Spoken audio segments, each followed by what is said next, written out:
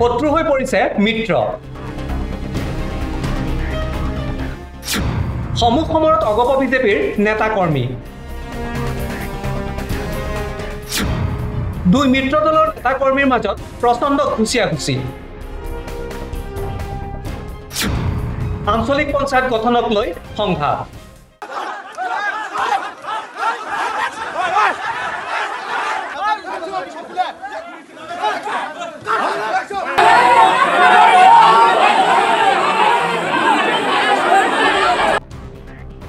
বিৰোধীৰে নহয় মিত্ৰৰ মাজতে মহাযুদ্ধ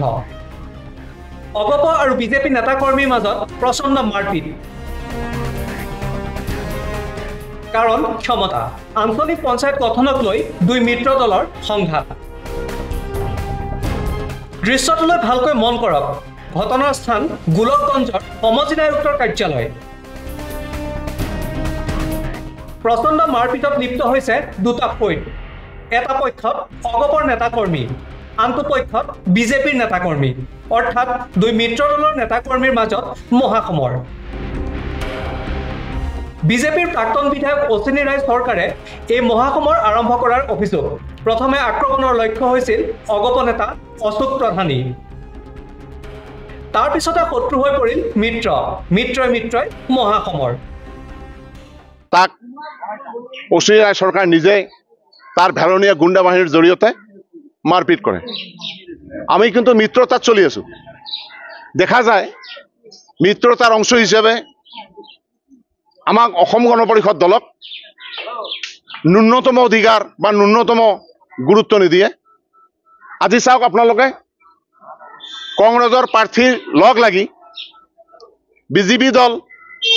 কংগ্ৰেছৰ এন্ট্ৰি কৰে কিন্তু দেখা যায় কংগ্ৰেছৰ এজন সদস্যক ভাইস উপসভাপতি হিচাপে নিৰ্বাচিত কৰিছে আৰু ইতি ৰায় বিজেপি দলৰ পৰা সভানেত্ৰী হিচাপে নিৰ্বাচিত কৰিছে আমাৰ অসম গণ পৰিষদ দলৰ দুজন সদস্য কংগ্ৰেছৰ দুজন নিৰ্দলীয় এজন আৰু বিজেপি দলৰ 6 জন আপোনালোকে চাওক দেখাত কংগ্ৰেছ এন্টি কথা কয় কিন্তু আজি মিত্ৰ দল থকা সত্ত্বেও বিজেপি দল কংগ্ৰেছৰ লগত মিল হৈ